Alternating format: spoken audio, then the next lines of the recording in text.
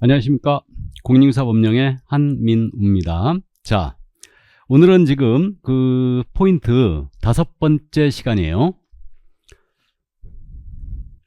자, 그래서 오늘 나갈 부분은 이제 금지행위가 있습니다. 그래서 이제 개공 등의 금지행위가 있고요. 개업공사 등에 대한 금지행위가 있어요. 그래서 이건 제재와 연결되기 때문에 두음자를 따서 반드시 암기해 주셔야 됩니다. 그래서 개공 등의 금지행위는 중개업 종사자 모두에게 적용되죠. 그러니까 무등록 일반인에겐 적용이 없고요. 그래서 이 개공 등의 금지행위가 9가지거든요. 매매업, 무등록업자와의 거래, 보수초과, 거짓된 은행. 이게 매무수거예요. 4가지는 1년 이하의 적도는 1,000만 원의 벌금이고요.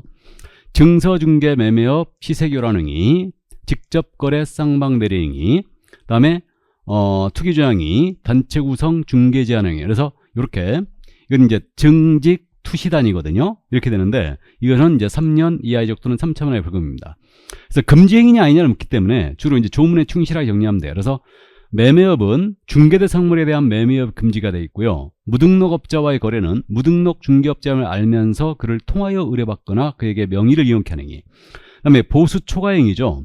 그래서 이제 이 보수초과에 대해서는 당좌수표 사건 같은 거 기억해 두셔야 돼요. 그래서 액면금액이 초과하는 당좌수표 받았으나 후일, 부도척이나 그대로 돌려줬다 하더라도 이건 보수초과로 처벌했습니다.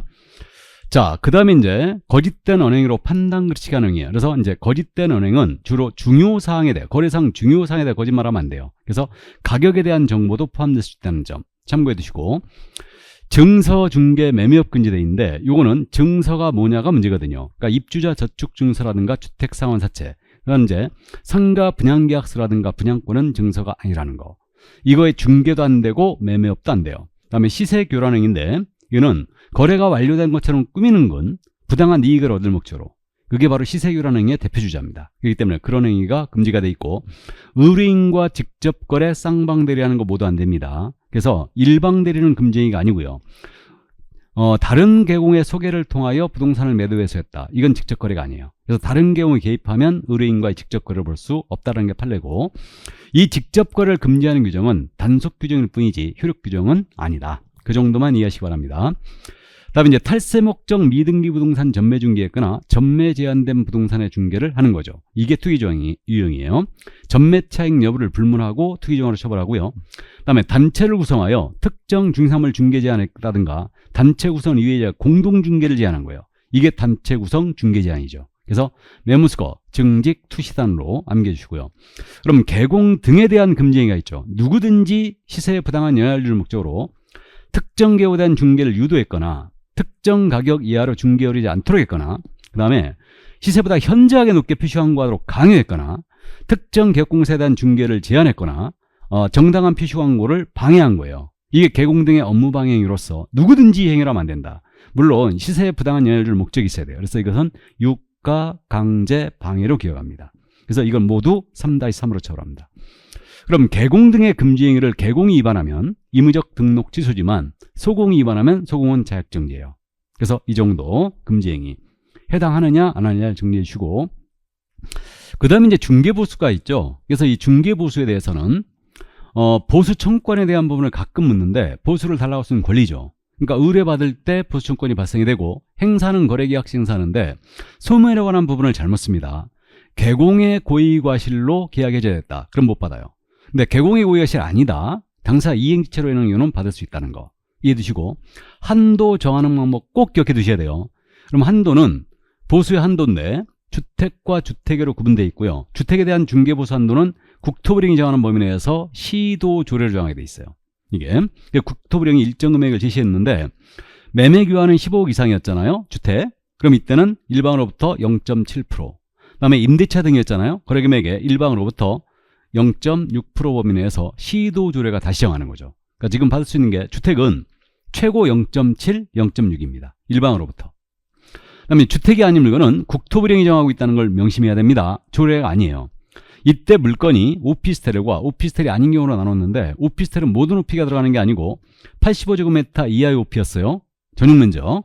이때는 이 오피스텔의 매매 교환 일방으로부터요 0.5%, 임대차 등은 0.4%면서 받을 수 있고요. 나머지 상가, 토지, 그 다음에 임목 공장재단 광업재단은 금액, 거래 유형에 관계없이 모두 일방채고 0.9%예요. 이거는. 자, 그래서 한도 정하는 방법. 물건이 주택이냐 주택이 아니냐 구분되어 있다는 거. 주택은 조례로 가지만 시도조례. 나머지 물건은 국토부로 간다는 걸 꼭 주의해 주시고. 그 다음에 이제 이걸 어떻게 적용하느냐의 문제인데 아주 잘 내죠 이거.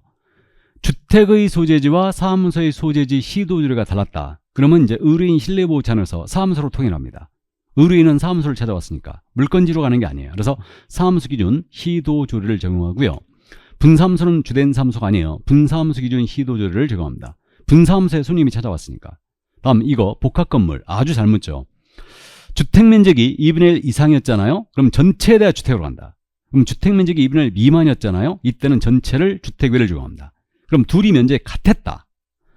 주택과 상가 면적이 같다면 이때는 주택으로 갑니다. 이상이라 하겠으니까. 그래서 2분의 1 주택면적 2분의 1 이상이면 전체에 대한 주택으로 간다. 그 점 이해하시고. 그 다음에 이제 점유계정인데 동일 중개대상물에 대하여 동일 당사자 간에 동일 기회 매매를 포함한 그 외의 거래 함께 했잖아요. 이때 매매만 적용합니다. 그러니까 이거죠. 갑이 을한테 아파트를 팔고 이와 동시에 을을 임대인 후 갑을 임차하는 임대차 계약까지 소개한 거예요. 이게 점유계정이죠. 동일 물건, 동일 당사자, 동일 기회 매매를 포함한 그 외의 거래 함께 했다. 이때는 매매만 적용합니다. 그래서 이 점 이해해 주시고 이게 점유계정이에요. 이게. 그 다음에 이제 거래금액 기준은 교환은 큰 것 기준이고 임대차는요. 보증금 더하기 월세 곱하기 100으로 하는데 요래 계산한 금액이 5천만 원 미만이었다.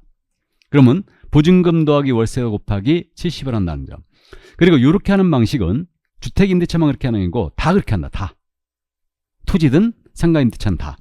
그다음 이제 분양권은 이미 납입한 금액의 프리미엄 합상매로 한다. 절대 분양가액의 프리미엄으로 가는 거 아닙니다. 이미 납입한 기납입금의 프리미엄 합상금으로 거래금액을 산정한다. 그 점 이해하시고 보수 지급 시기는 당사의 약정에 따라 약정이 없다. 그러면 이때는 대금 지급이 완료된 날로 합니다. 잔금으로 가고 있죠. 이것도 아주 잘 묻고 있기 때문에 기억 꼭 해두셔야 되고요. 실비는 조례로 가거든요. 시도 조례로 가는데 물건에 관계없이 실비는 다 조례로 갑니다. 그러면 부담자에 대해선 권리관계 확인에 소요된 실비는 공부를 발급받는 비용이니까 권리 이전 의뢰인에게 청구할 수 있고요. 계약금 등의 반환점 이행 보장에 소요된 실비는 이것은 취득 의뢰인에 유리한 제도니까 이 실비는 취득 의뢰인에게 청구할 수 있어요. 이 정도.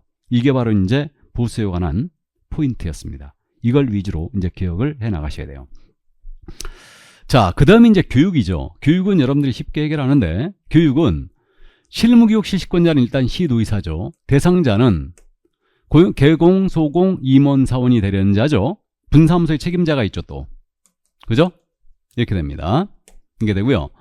지금, 이렇게 등록 전, 고용신고 전, 설치신고 전 1년 내 실시하는 실무교육을 이수해야 되고, 다만 1년 내 재등록, 재고용된다 면제해주죠. 그래서 이제 교육시간은 28315 기억하고 있죠. 그 다음에 직무교육은 시도지사 외에도 등록관청도 할 수 있다는 걸 꼭 명심합니다. 그 다음에 이제 중개보증의 대상이고요. 교육시간은 3시간 이상 4시간 이하로 돼 있고 직업윤리를 내용으로 하죠. 고용신고 전 1년 내에 수한다. 그 다음에 연수교육은 보수교육이에요. 그러니까 연수교육은 개공과 소공의 대상이고 보조오는 대상이 안 되죠. 그러니까 법제도의 변경사항에 대해서 교육해 주는 거죠. 이게 연수교육이에요. 보수교육이니까. 그래서 2년마다 받아줘야 되고요. 그럼 2년이 되기 2개월 전까지 대상자에게 통지하게 돼 있어요. 시간은 12시간 이상 16시간 이하로 돼 있죠. 근데 연수교육을 안 받으면 500만 원 과태료가 있다는 거죠, 이거. 근데 실무교육이나 직무교육을 안 받으면 안 받아주기 때문에 제재가 없어요. 그리고 교육시간은 이렇게 기억합니다. 직무교육은 3, 4시간이죠. 3, 4예요. 그 다음에 연수교육은 12, 16이죠. 그래서 3, 4, 12. 12 더하기 16은 28이죠. 그럼 실무교육은 28, 3이에요. 간격은 4시간이다. 그렇게 이해하시고.